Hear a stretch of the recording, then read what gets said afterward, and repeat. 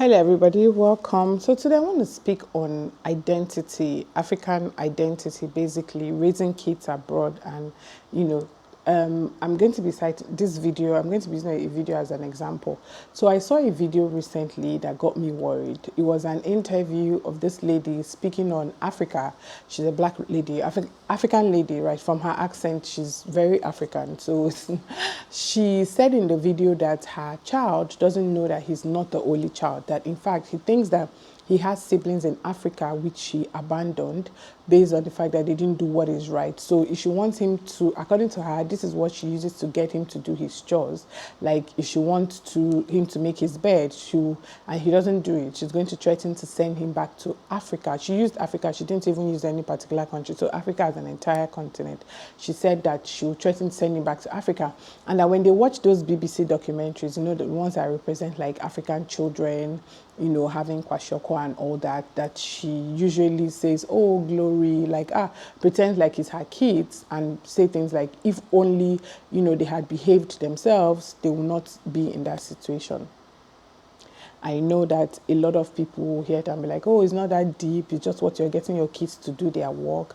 But let's talk about unpacking trauma, parenting African kids abroad, identities, what we tell our kids. I just want us to do like the whole 360, right?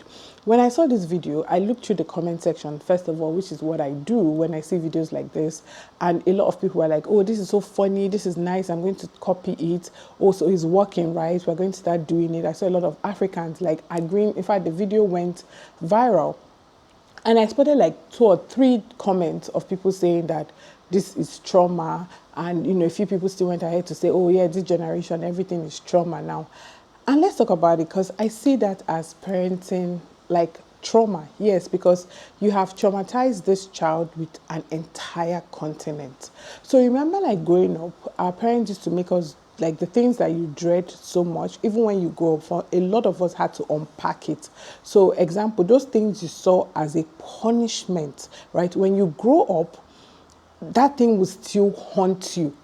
You get what I mean? Like a lot of people today cannot even move back to Africa because of things like this, because of the stories they heard, because of what their parents told them about Africa. And it just made me think like, okay, Serah, why do you love Nigeria so much? And I just thought about the fact that part of the reason I love Nigeria is not because I've not had challenges. It's not because like I just came to Nigeria and started and I became where I was today. It's not because I've not faced betrayal. Oh God, I have.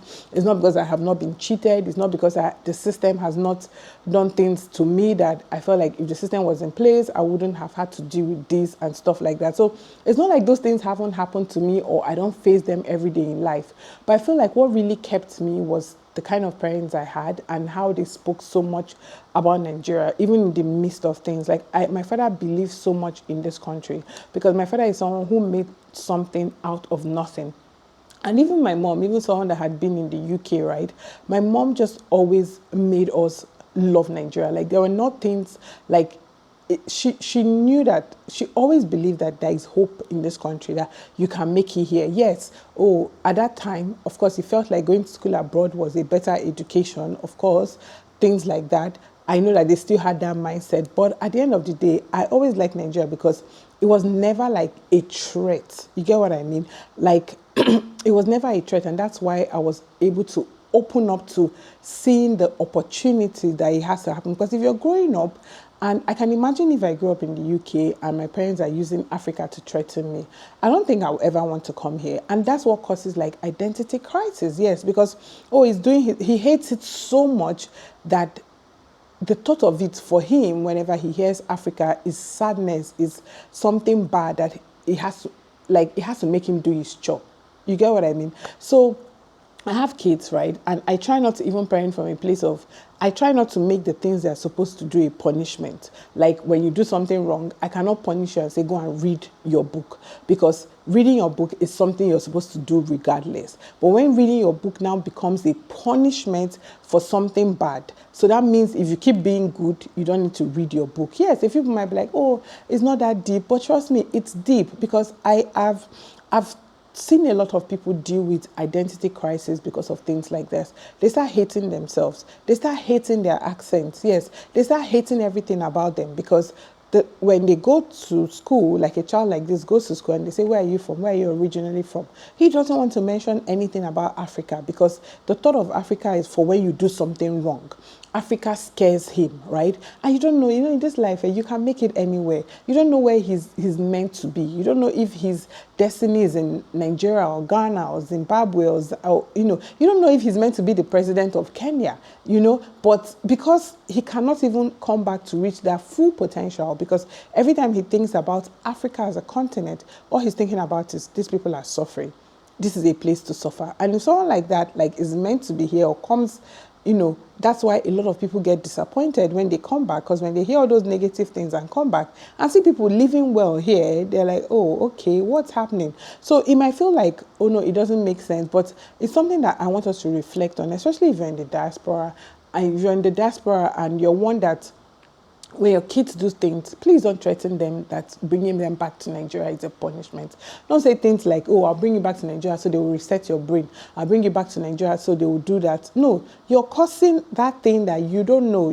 It's a huge identity crisis because they will hate where they are from. You know what I mean? That's why today you see a lot of successful black men. The moment they get successful, they want to date white women because they were taught that, oh, white women are the classy ones, that they've outgrown these black women. Yes, you see a lot of them make money and they'll say things like, I don't want to date a Nigerian woman, I don't want to date any woman from Ghana, I don't want to date any woman from Zambia, I want to date this, because they were taught that, oh, women from these other parts are better, even our men. Yes, there are videos now on the internet on people marrying white people that they will not even, if those people were Africans, they will not say a word to them. There is a trend now going on modern day slavery. It's happening now. It's huge because they were taught to believe that once the color of that person's skin is different from me, that makes the person a better person. If you want to even talk about interracial marriages today and everything, yeah, there are a lot of black men that the moment they make it, they cannot date a black woman because inferiority complex. They were told that, black women are not classy, white women are the classy ones. You know what I mean? Someone made a video also speaking about how she left Nigerian church, her joy leaving Nigerian church to Igbo church where there is no gossip. And when I see videos like this, I'm like, what is this person teaching the child? Because if you have kids and you're saying this kind of video and you're making this kind of video and put it on the internet, that means you're telling your kids that Nigerians are dangerous. That means you're telling your kids that everything about Nigeria is gossip. Everything about Nigeria is this. And when your kids now find themselves in a position, they go to school, they see Nigerians, they avoid them. They go to school, they see your people. And at the end of the day, when there is help, who will you run to? That's the truth. Check every time there's been an issue on the internet. Who are those that will help you raise funds? What community will you run to when these issues are? At the end of the day, it is your people. That is one thing I so much respect about African Americans, about black Americans, because they never forget. No matter how you make them forget, no matter how you try to say, oh, it's in the past, don't forget about it, they will always give you we can never forget, because it's not about throwing away your past. If you don't know your past, you will not know where you are. You will not appreciate where you are and where you're going. No, you will not appreciate that. So because a lot of us have tried to rewrite history, tell our kids that these Africans are the bad people, instead of teaching your kids, I know my friend, the first time she's married to a white man, and she's the first person I heard this thing from. When someone actually made the statement, I said, you're lucky, because the way white people take care of their wives, their wives are not. And she was like, no, there are two kinds of people in this world: bad people, good people, and the color doesn't matter. So that lady now, she has kids. And imagine her growing up, teaching her kids, letting them know that I married a white man because I love him. I married a white man because he's the love of my life, not because Nigerians are not good. Or imagine automatically coming to tell your kids that because you dated two Nigerian men and they broke your heart, that means all Nigerian people are bad and these people are good. No, I spoke to a lady that really connected with me. She's a subscriber. I love, having a conversation with her, because she's someone who says that, okay, this is the issue I face with a Nigerian, but I understand that this person did this thing because he's a terrible person, not because Nigerians are terrible. And if we start seeing life like that, we'll have life will be better. Yes, if we start understanding that Just because a Nigerian betrayed you doesn't mean that represents all Nigerians. Doesn't mean that a Ghanaian, doesn't mean that a Ghanaian, one person did something. No, it doesn't represent them. Get to know people. It's about them. So stop teaching your kids things like black people, like white people are better than black people. No, I always tell people something, that racism is not, you're not born with it. You learn it. You learn it from what your kids, what your parents say, what your guidance say, what the people around you say, right? When you teach your kids now to have an open mind, not when you go abroad, you tell your kids, as you're going abroad, make sure you don't go near any African, make sure you stick with white people, make sure you do that. And by the time they go there and see that our life is not like that, that those people don't even want to hang with them, they now start having that crisis. And we need to learn to unlearn things every day. Just because our parents did something doesn't make it right. Because a lot of people were also in the comment section coming for the person that said it's trauma, saying, oh, didn't our parents do that? Well, how did it end up? Did it end well? Because your parents did something. A lot of people today cannot move back home because of what their parents told them happened to them like 100 years ago. You get, and that has been their image. And when they have an opportunity to come to the country for anything, they cannot come because all they can think about is what happened to their mom, what happened to their dad, how their parents told them that, this is the worst continent to be because one person betrayed them. Anybody can betray you. Anybody can betray you. Anybody, like my friend said, there are two kinds of people: good people, bad people. Good people, bad people. Someone made a video recently and she was speaking on someone that apparently a recruiter had posted that, oh, they let almost 5,000 people go because they lied on their CV. Nigerians, why do you lie on your CV? Blah, blah, blah. And I responded to her, I said, because of things like this, that's why they mentioned Nigeria. Give me the proof that she let 5,000 people go because they lied on their CV. And who conducted the final interview? Shouldn't she be blaming her people for not knowing, for conducting an interview of over 5,000 people and not knowing that they're not real IT people? Because it's a lie. And I say, you know why they do things like this? Because they find Nigeria an easy target. They know that people like you that are Nigerians will still go and support and be like, oh, my people, why do that? How can you believe that 5,000 people lied on their CV and you have already labeled it that the only country that lies on their CV is Nigerians, and not just anything, tech, something that you will still find out. Will you tell me you're a web developer and I will hire you without, you doing a test? No. So these things are just what make us like hate each other. You go abroad and you're like, I want to keep my kids only in white people's school. I don't want my kids to interact with Nigerians. I don't want my kids to interact with anybody from Africa. And at the end of the day, these kids grow up with identity crisis, especially the mixed race ones. When you marry a black person, when you marry a white person, and then you make your kids feel like, you know what, the people from your father's side, they are white people, they are the best, don't have anything to do with people from my side, then that kid grows and already starts feeling, I'm not white enough, I'm not black enough, I'm not Nigerian, like where do I fall into? Do you get what I mean? So it's something that, like, when I saw it, why I really wanted to react to it was because of the comments. The fact that people are even saying they want to start doing it. And I'm like, no, this is just, instead of us to be breaking generational codes, we are passing down generational trauma where kids are going to assume and believe that being African is bad. That Africans, they are hungry and, they have kwashoko, they have this. There are so many ways to train your kids. Why can't you tell them that they cannot have their favorite snack if they don't make their bed? Why does it have to be using an entire continent to traumatize a child? And we feel like it's okay and it's something we want to adapt. You go to a church, you have issue with one person and you come out on an entire platform and make a video saying the joy you feel when you leave Nigerian church and start going to white church. Tomorrow, when you have issues, who will you call on? You will still come on our internet and say, Nigerians, help me. Yes, so if that kind of person, what are you teaching your kids? Someone made a video here. She was talking about something she experienced in Nigeria. And she said, this is why my lovely kids, my lovely children will not go to Nigeria. And I was just like, oh my God, you just planned your kids' future, right? Because of because of one experience, two experience with people. Like, do you get what I mean? Because of that. And I was just like, when I watched that video, I was like, what is this lady telling her kids? Yeah, because when her kids say things like, especially if you're from Africa, like, us that know even when we left, we were already mature enough. We know our root, everything. When you're from this place, either your mom is still here, your dad is here, your siblings are here. You cannot close your entire how they put it in Nigerian film now. You can't close your entire bloodline because you traveled abroad. Doesn't mean everybody, friends, family, everybody that is related to you, know that they will go with you. So there are still people here. So at the end of the day, this is home. So when you say this kind of thing and your kids are like, oh, mommy, what is it like living? Like, how is grandma's place? How is no, Nigerians are bad. Nigerians are this. And tomorrow you're no more there to help that child.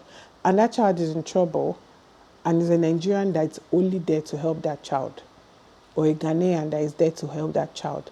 But you have told this child that an entire continent, because at the end of the day, not just that, because it's not true. If it's true, then that's better. Of the people, because the truth is that as a black person, living in these foreign countries, right, even as a mixed race person, you have more tendency of getting help from your people. I've lived in the UK, I've lived in America, I know these things. There's something about your people. And by your people, I'm talking about Black Americans, African Americans, people from like the Caribbean. There's something about your people. It's happening now. Look at this Netflix series, Forever, that got a season 2 fast, because our people have now understood that for us to break free and start having this generational wealth like these other guys, that we need to now start investing in ourselves, that we need to start supporting ourselves, that we need to start, I say a lot of TikTokers now doing videos where they're like, I support only black businesses. We need to do that. That's how we have generational wealth. But if we keep, some people will come on my post and they'll say things like, this is why I cannot invest in Nigeria, I'd rather invest abroad. I say, you don't, I say abroad is for working. Nigeria is where the investment is. Africa, that your country, wherever you're from, Zimbabwe, Gambia, anything. Because at the end of the day, our children are here, children's children. Even if you uproot your family, you will not uproot your extended family. Like, you will not, having a British passport, for those of you that have gotten it, you know what I mean, that the moment they hand you a Canadian passport, an American passport, British passport, whatever passport it is, that it doesn't automatically change your roots. That's why even African Americans are doing DNA tests, looking for their roots. Then you guys that now actually know your own, think about it. If you've gotten a passport before, think about it. Relive that experience. Do you think that when they hand you that passport, you automatically become Canadian? That automatically everything about you changes? That automatically, if they're coming for black people, they will not come for you just because you're Canadian by passport? No. So when we're talking about breaking generational trauma causes, these are the things we also need to talk about. Please, when your kids ask you, why did you relocate? Don't tell them that we relocated because that country is a jungle.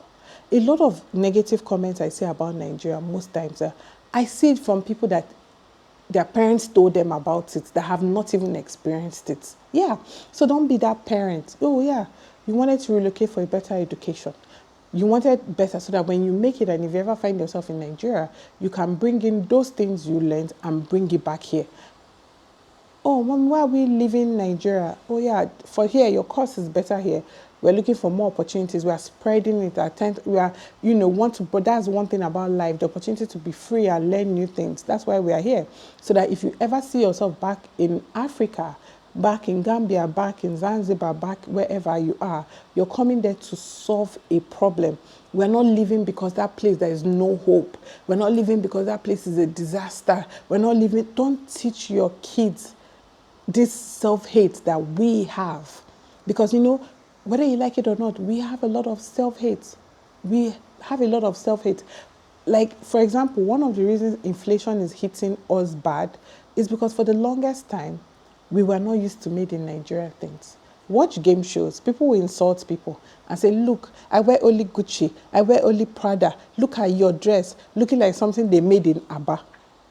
So making it in your country is an insult.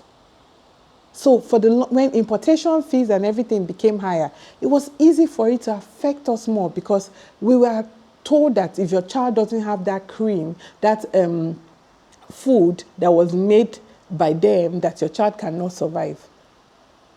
Yeah, we were lied to. We were told that foreign is better. Everything you see, people, they open companies, and if the owner of the company is not a foreigner, they cannot function. But the people actually doing the work are the locals. It starts from small, because that child grows up, an interview, say, "Son, where are you from?" "I'm from Gambia." "I'm from," "Oh, you're from Africa." He will just dismiss that because his mother made him understand that this place is bad, is poverty, is where they send you to when you're a bad person. So even if it's something that we have been doing, guys, please let us unlearn it. Let us unlearn it. That, in fact, this video is a plea. Let us unlearn that behavior. Even if you're a white person that happened to come across this video, please, racism is taught.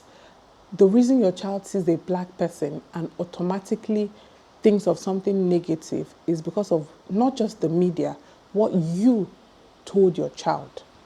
The reason your child, you left Nigeria, you left Gambia, you left Zanzibar and moved abroad, and your child thinks that this is the worst place to be, is because of what you told them.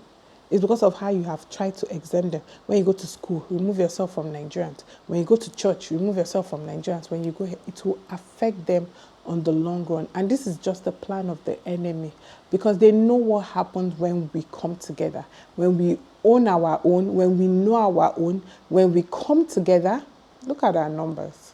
Anyway, thank you guys. Let me know your thoughts in the comment section. Please do well to subscribe if you like what you see, comment, like, and please share this video, because like I said, it's an unlearning process. Someone might be doing it and not even know that it's wrong. They might just assume, oh, this is just to get my kids to do their work. But at the end of the day, you're building a long, generational curse, generational trauma on the next generation about where you're from. So thank you for sharing. Don't forget to comment, like, and, once again, share. Thank you so much, and stay blessed.